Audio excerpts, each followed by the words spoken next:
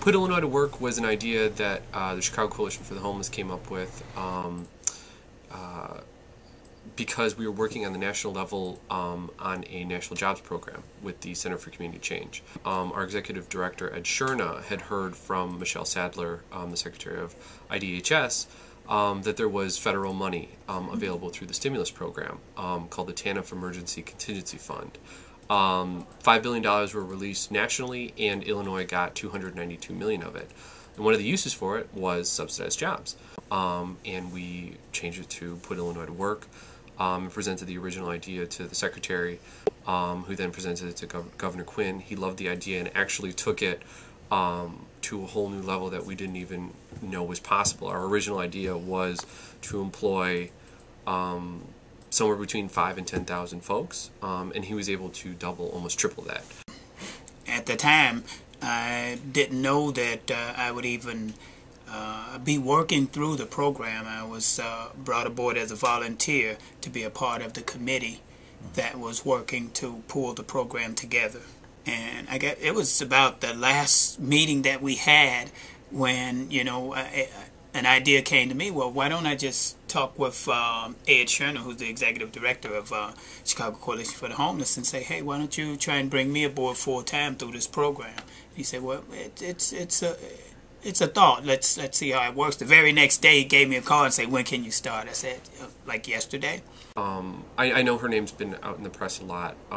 Tiffany Henyard from Good Burger out in Calumet City. She's in her early 20s, took a gamble on opening up a new business, a new franchise in Calumet City, worked with 8 Put Illinois to Work workers, and brought on one particular lady, Octavia Jones, who at the time was struggling. I mean, she didn't have a job, she had a family to take care of.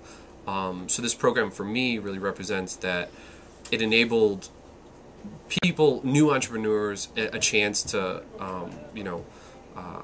take a shot at being in the market as well as bringing other people on.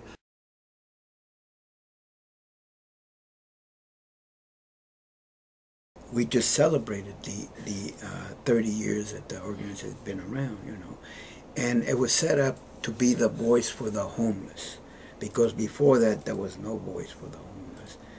And since then we've been working with the homeless, helping them out, you know, like being their voice, you know, going out to Springfield, City Hall, and try to change laws that help the homeless, or try to pass laws that would help them. And that's the whole emphasis of the organization, is try to help the homeless and be their voice out there for them, because before that they didn't have no voice at all. I also was formerly homeless, and I spent several years down in Lower Wacker myself. But when I got housing over here where I'm at now, which is affordable housing, that's where I first heard about the coalition. And then I came to volunteer here in the year 2004.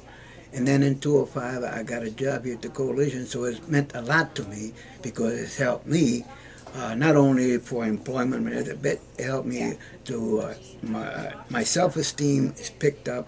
You know, before that was kind of average, and then when I was lower whack, it was kind of down. So it's helped me a lot. So it started out on a good note. It's going on a good note. It has had 30 wonderful years, and things are going well now. So I see no need for them not to continue to go well in the future. Because when you do something for the right reasons and continue it for the right reasons, you get the right results.